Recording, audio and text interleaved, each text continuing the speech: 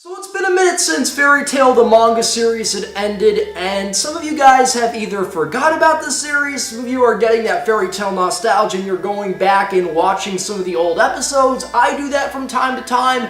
I know other people probably just hated the ending and they don't want anything to do with the story anymore. But here I bear you some good Fairy Tail news and some bad Fairy Tail news. So the bad Fairy Tail news is about Hiro Mashima's actual planning for the ending of the series, and the good news is actual new content when it comes to the Fairy Tail story, specifically about the addition of two characters, and I'm talking about two very important characters. Before we talk about the sweet little pumpkin pies, because it's going to put a smile on our faces, alright? We got to talk about the bad news, and it's the ending, and apparently Hiro Mashima did not plan the ending at all.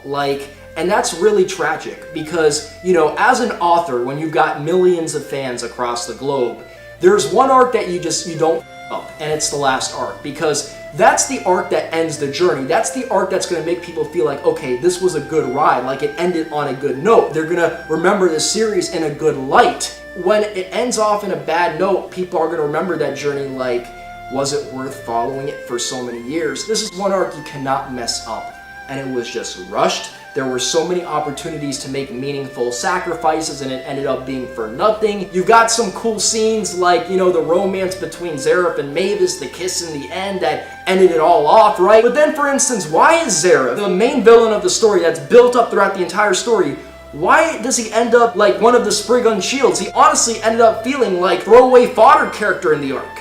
And then the way Acnologia goes out is just, I think I threw up a little bit just thinking about Acnologia's defeat.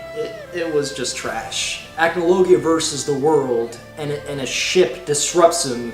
Natsu's given, you know, a bunch of beat up powers, and now Acnologia goes down in Zeref's arc.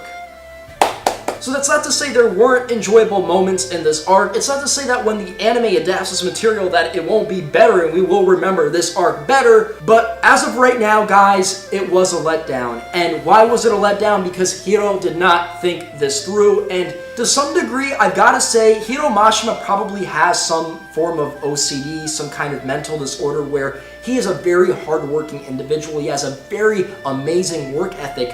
But you can't only have a work ethic, a very strong one, when you want to be a successful mangaka. You've actually got to adjust, make changes for the betterment of your story and plan things ahead. Now, I'm not expecting Gota level foreshadowing from him. Like, stuff 10 arcs, you know, in the past, we see something in the recent chapter that, you know, kind of connects everything together. That's not what I'm actually expecting from Hiro. But his final arc, he should have at the very least in the, you know, Tartarus arc actually planned out the end of the series. I mean, granted, people were complaining about the ending of Naruto, but even the ending of Naruto to some degree was planned out. Kishimoto had a vision. Hiro had no vision whatsoever. You know, Kishimoto might have not had every single detail, but he saw the light at the end of the tunnel and he was doing his best to operate.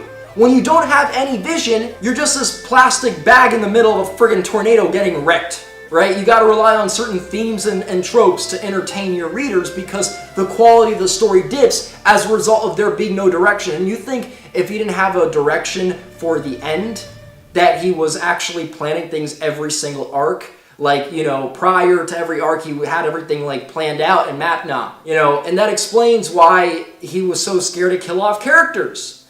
I mean, because you think about it, if you have no direction for a story, it is kind of scary to kill off some very big major character. So that's why everyone just kept coming back to life, ultimately. And I'd hate to have been a Fairy Tail fan that actually went to New York Comic Con this year to his panel, hearing him say that, because I would be disappointed, right? And for those that did go, I'm sure, like, while you love seeing your favorite author there, one of your favorite authors there, a part of you deep inside, you knew what Fairy Tail could have been, and you knew that it didn't become what it should have been. Now, on to some brighter news. We know the one pairing that was never really confirmed in the series, which is the pairing that everyone actually wanted for the most part, is the Natsu and Lucy pairing. Whereas, for instance, Gray and Juvia has been sort of hinted throughout the series, and it's pretty much a thing. It's sad that these kids aren't actually real. Even though Hiro Mashima did draw these two what-if kids, you know, if Natsu and Lucy had a kid, if Gray and Juvia had a kid,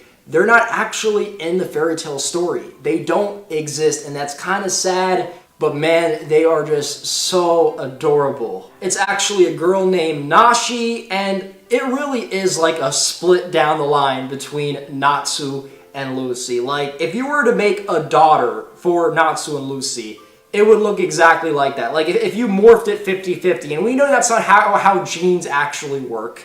And what I mean by that is, like, if you have two people have a kid, it's going to clearly be, like, one's going to be more dominant, so it's going to really have, like, one dominant look. But this is like a 50-50, like, down the line, Natsu threw 50%, Lucy threw 50%, and they must have had some crazy hard, like, back and forth sex where it's like, you know, Natsu was passive, like, you know, taking it in the booty. Beautiful daughter turned out to be a crazy powerful magician. We actually have the confirmation that if she were to be a thing, she'd have Natsu's powers, and something tells me, like, Lucy was a little feisty, right? And she had some cool abilities of her own with the celestial spirit keys or whatever.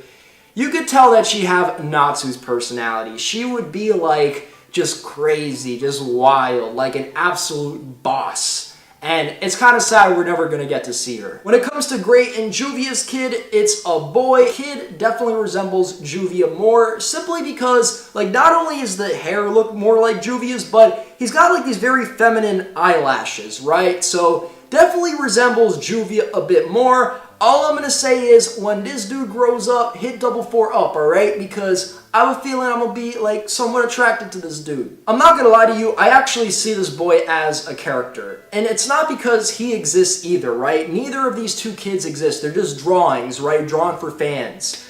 But at the very least, like, Great and Juvia's relationship was, like, pretty much confirmed. They're probably going to have some hot rockin' sex, right?